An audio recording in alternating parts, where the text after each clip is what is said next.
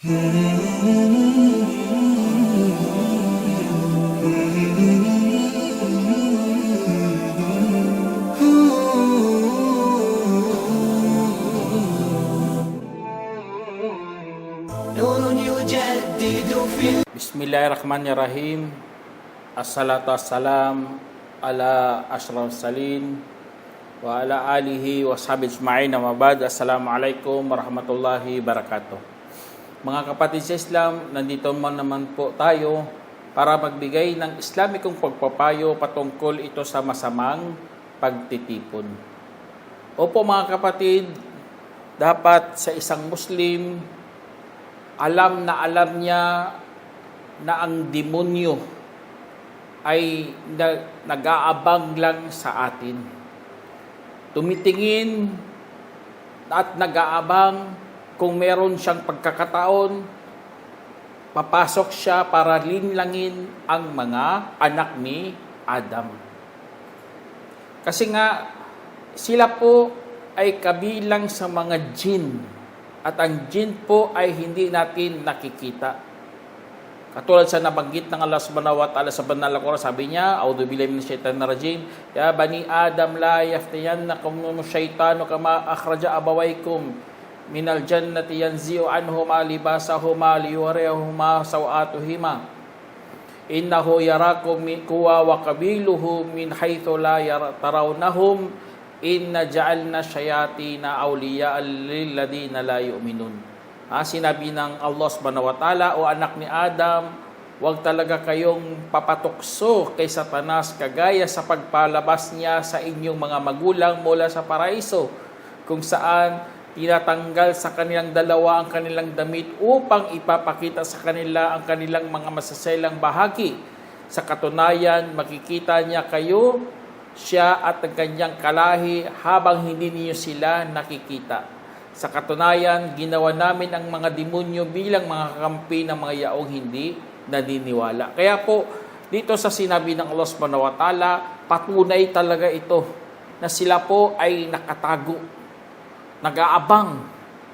Gusto niya malilin lang po tayo sa tuwid na landas. Lalo na ang tao ay mayroong tinatawag na kuryosidad. Gusto niya matutuklasan ang mga bagay-bagay, lalo na sa mga kabataan. Kaya ang kuryosidad, wala namang problema basta mayroong disiplina at gabay. Kung walang disiplina at gabay, anong maidulot yan? At alam naman natin anong maidulot yan. Lalo na ang mga kabataan, gusto nilang matuto, mayroon silang kuryosidad. Kaya po, kapag nawalan po ito ng kontrol, ito ay magdudulot lamang ng problema. Kaya sa ating panahon, tingnan nyo, kaya niya lang namaril ng kanyang mga kapwa mag-aaral. Kasi nga, nagtitipon sila. Ang iba dyan nagtitipon sa kanilang mga huwad na kaibigan. Akala nila, kaibigan, hindi pala huwad. Kachat nila na hindi nila nakikita, pero mayroon palang mga masasamang layunin na ini-impluwensyahan sila para makagawa ng mga krimen na karumaldumal. At alam naman natin yan mga kapatid. Kasi nga, may mga Satanas sa ating hanay.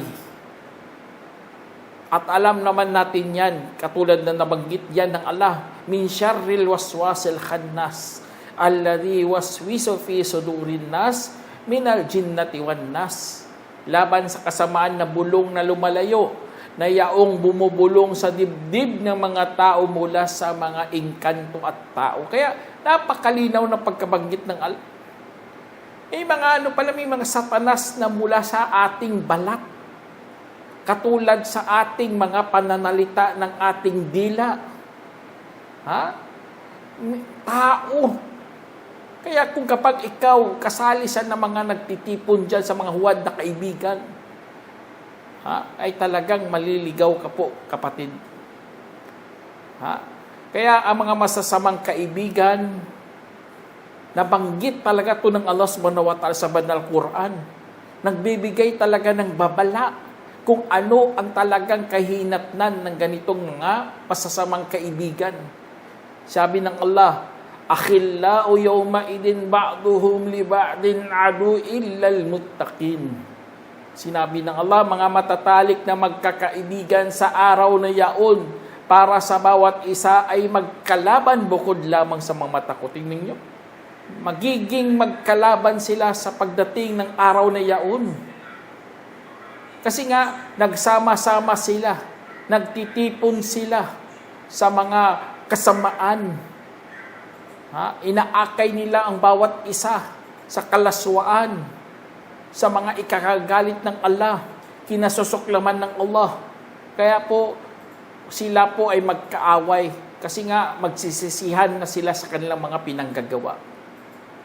Kaya bilang mga nakakatanda, mga kapatid, bilang magulang, bilang kuya at ate, o kaya bilang mga tiyo at tiyahin, dapat imulat natin ang mga kabataan sa tunay na kahinatnan sa paggawa ng mga kasalanan. Kasi nga kung hindi mo to gagawin, ay talagang hindi tayo magtatagumpay. Dapat bata pa lang imulat na natin sila sa paggawa ng mga ganitong mga gawain ay mayroon talagang pananagutan at kahinatnan. Kasi nga, ang mga nauna, ganun na ganun din pagbigay ng Allah ng babala sa kanila. Binigyan sila ng mga babala, ng mga akibatudar, mga pangwakas na tahanan o kaya mga kahinatnan ng tahanan. Kapag sila nakagawa ng kasamaan, impernong apoy at hindi sila magtatagumpay. Kaya yun, imulat natin yan ang ating mga sunod na lahi, mga kapatid, sa ganitong mga paalala. Kaya sa pagtitipon, mga masasamang pagtitipon, ay wala talagang patutunguhan yan na mabuti. Katulad na lang ng panlilibak at paninirang puri. Pupunta sa bahay para maghasik ng kanyang lagim. Magbibigay siya ng mga giba, mga namima. Alam naman natin, ito ay kasuklam-suklam sa harap ni Allah subhanahu wa ta'ala.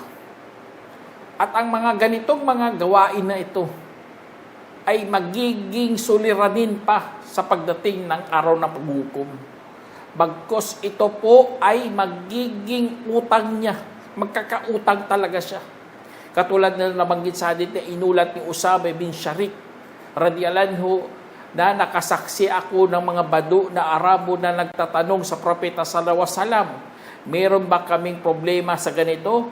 Meron ba kaming problema sa ganito? Kaya sinabi niya sa kanila, o mga alipin ng Allah, tanggalin nawa ng Allah ang suliranin bukod sa sino mang nagkautang mula sa dignidad ng kanyang kapatid. Kaya't iyon ang iyaong magka-problema. Sinalaysay ni Ibn Majah at itinama ni Albani. Kaya tingnan niyo, magkakautang pala siya kapag inapakan niya ang dignidad ng kanyang kapwa. Kasi nagtipon-tipon siya, nilibak siya, sinira pa ang kanyang puri. Yun po ang tinutukoy dito. Inapakan mong dignidad ng iyong kapatid. Hinamak mo. O ano pa diyang mga ginawa mo. Kaya sa Quran, parang laman ng bangkay mong kapatid yan. Kaya kaya mo bang kainin ang bangkay mong kapatid? Kaya iwas talaga tayo kapag mayroong ganito mga pagtitipon. Lalo na nagtatawanan na sila, sarap na sila sa kanilang pakikipag-usap, sa kanilang mga pakikipagkwento. Yun, iwasan talaga kapatid, ganung mga pagtitipon.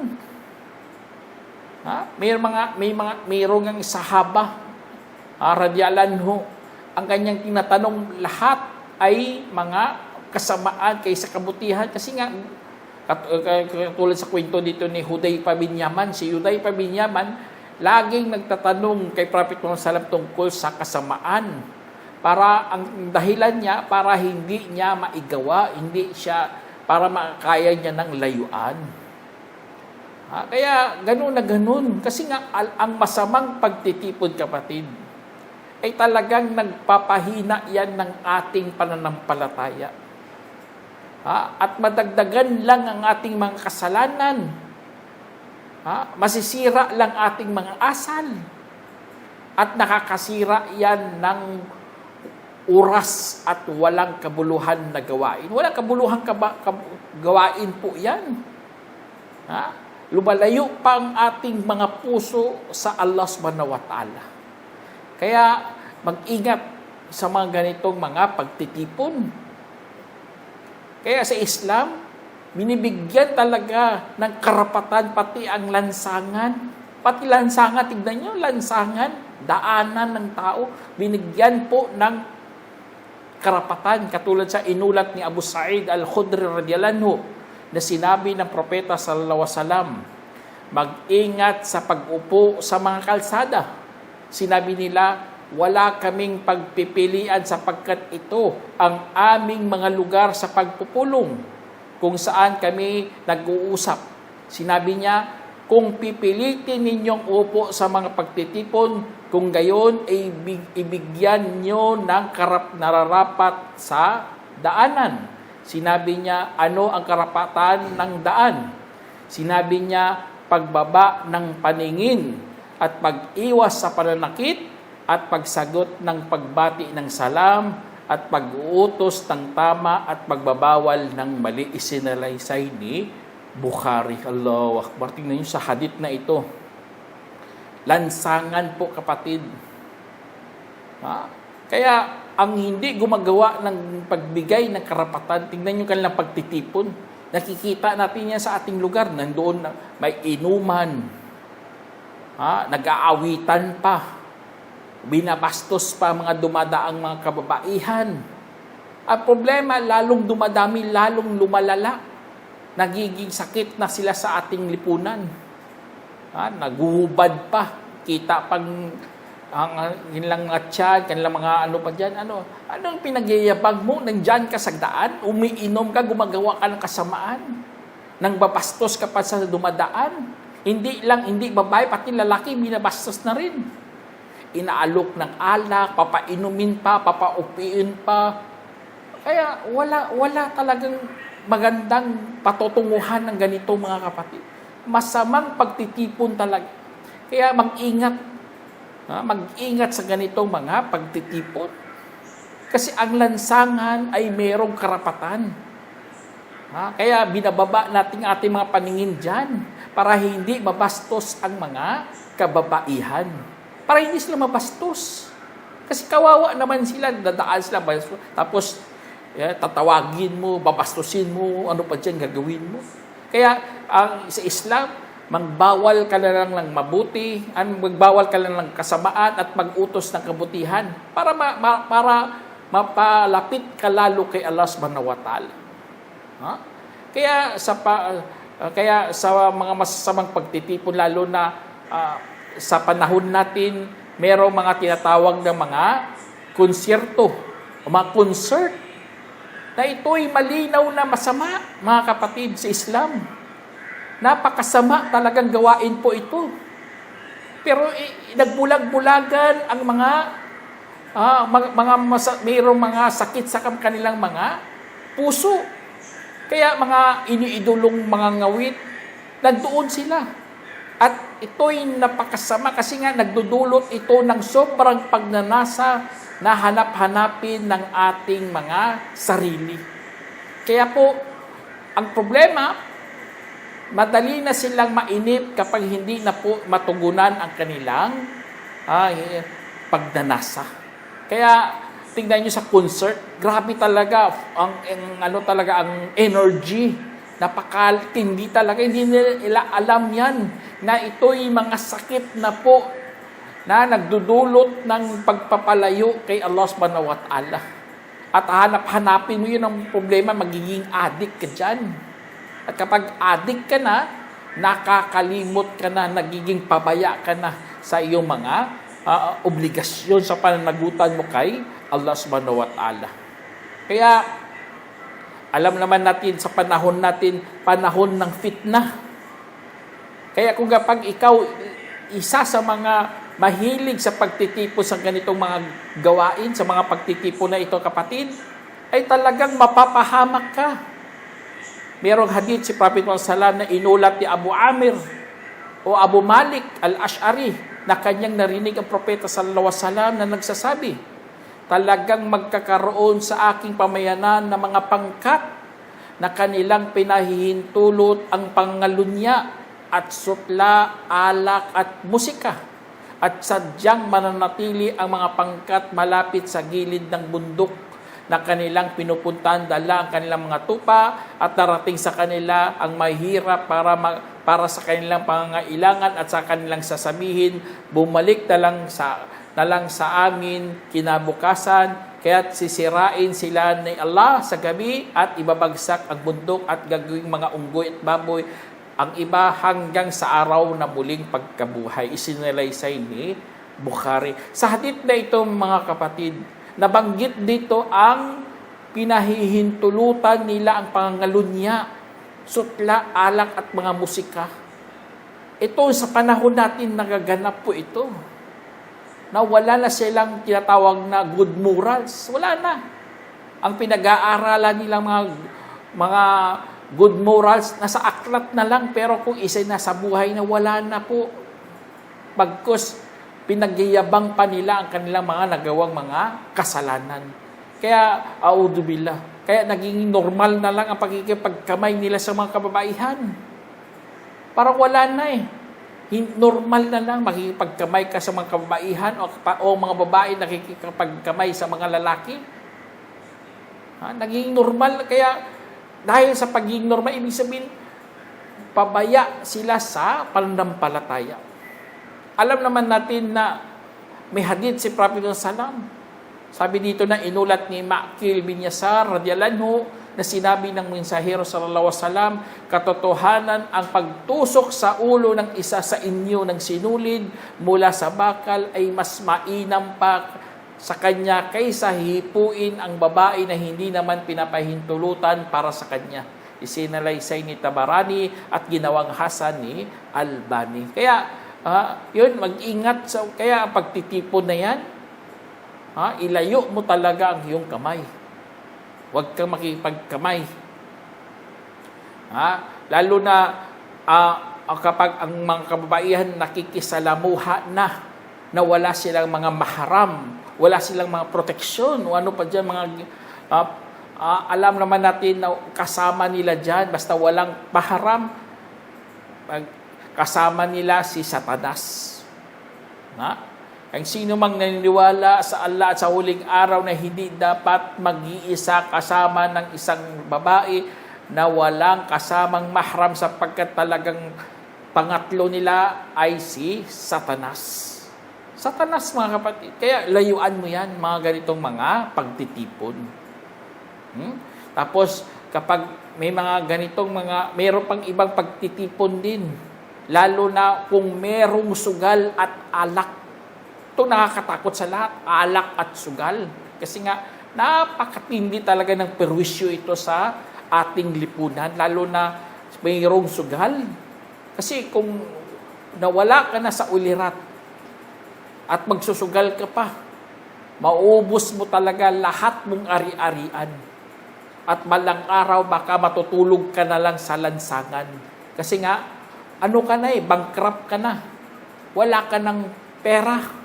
Wala ka ng inaangking mga yaman. Kasi wala, naubos lahat Kaya, ang Allah subhanahu wa ta'ala, alam niya po ito. Binanggit talaga ito sa Quran. Sabi ng Allah subhanahu wa ta'ala, innama yuridu syaitanu ayyuqi'a bainakumul adawata wal baghdha fil khamri wal maisir wa yasuddukum an dzikrillahi wa anis-salah wa fahal antum muntahun. Sabi ng Allah, ang tanging ginugusto ng Satanas ay ilalagay sa inyo pagitan ng pagkapuot at pagkamuhi na nasa alak at sugal at hadlagan kayo sa pag-alala kay Allah at sa pagdarasal, kaya't hindi pa ba kayo magsisihinto?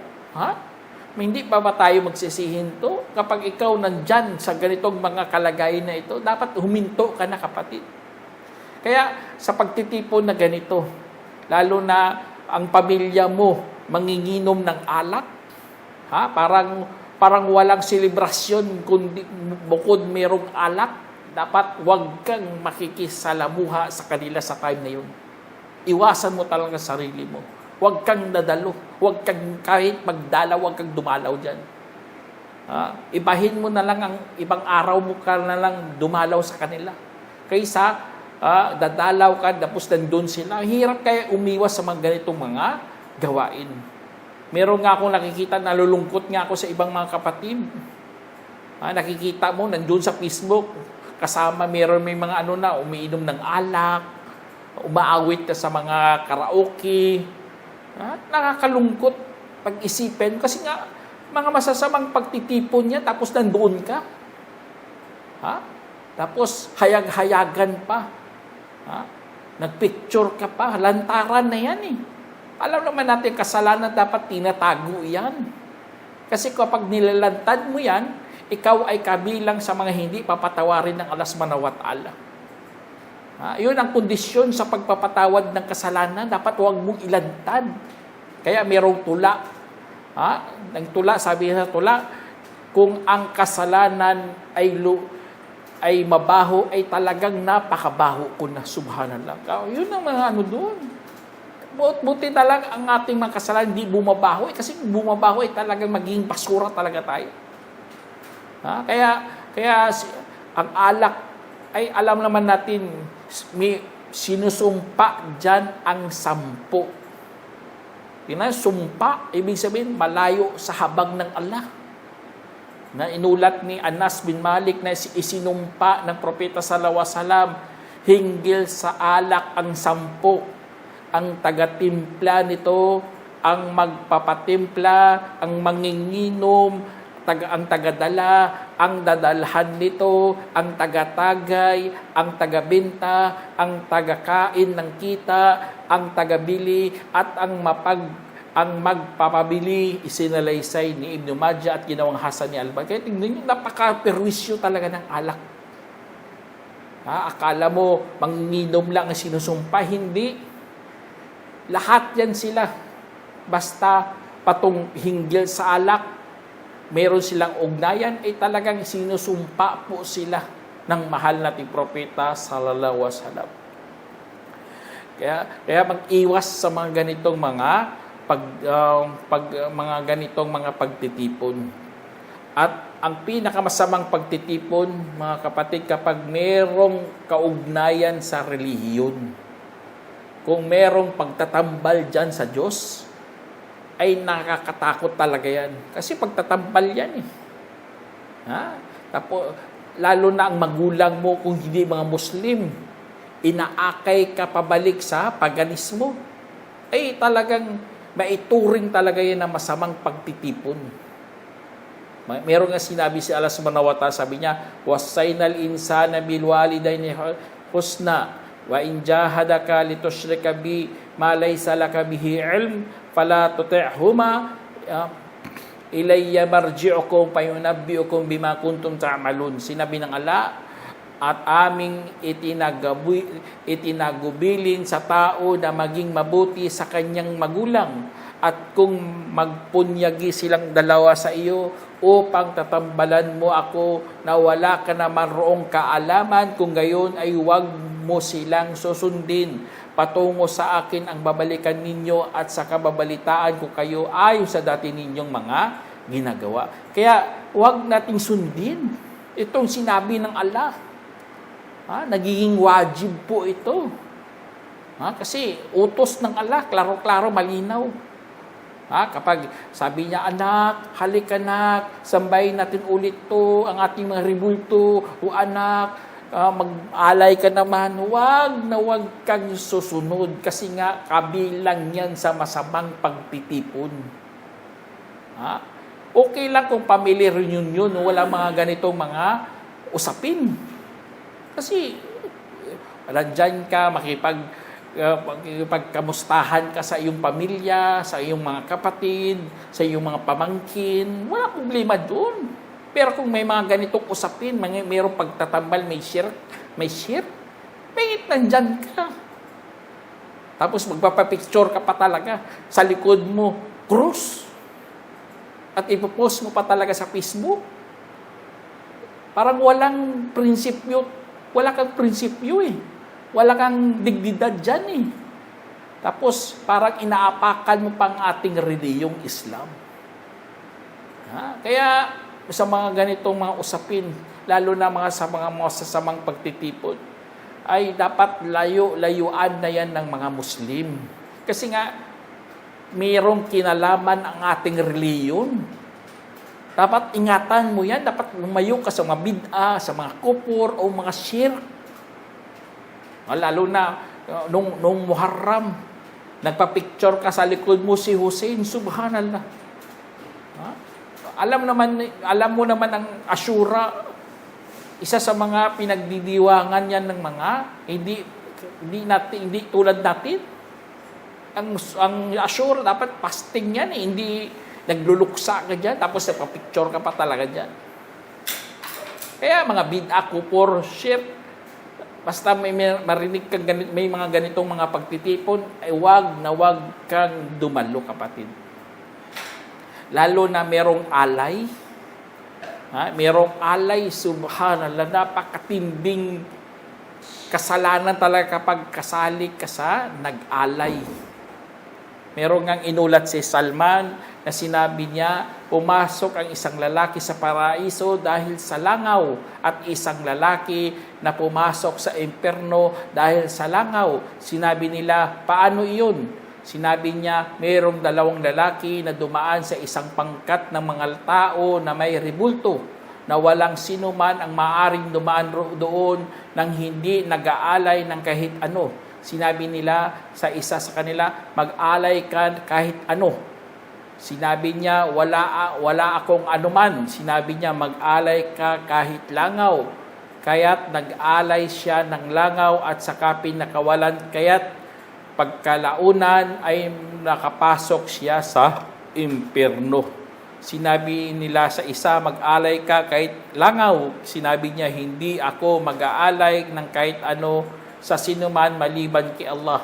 Kaya't hinampas nila ang kanyang liig at saka nakapasok siya sa paraiso. Isinalaysay ni Ahmad at ginawang mawquf ni Albani. Kaya napakaganda ng kwento dito.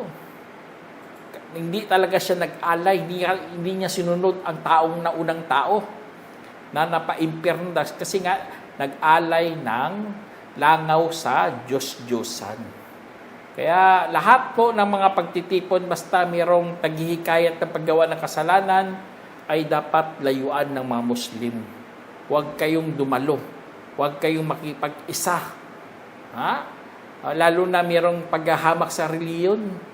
Huwag talaga. O kaya may alitan o kaya pagkawatak-watak.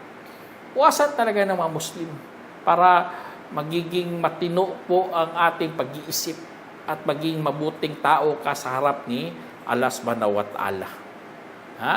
Kaya wala namang mangyayari yan eh kung walang mga tao diyan.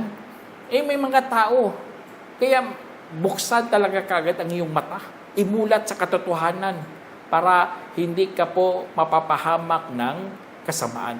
Inshallah, sana meron na pulot ang aral, mga kapatid. Hanggang dito na lang. Assalamualaikum warahmatullahi wabarakatuh. جمعية الدعوة نور، الدعوة للجميع.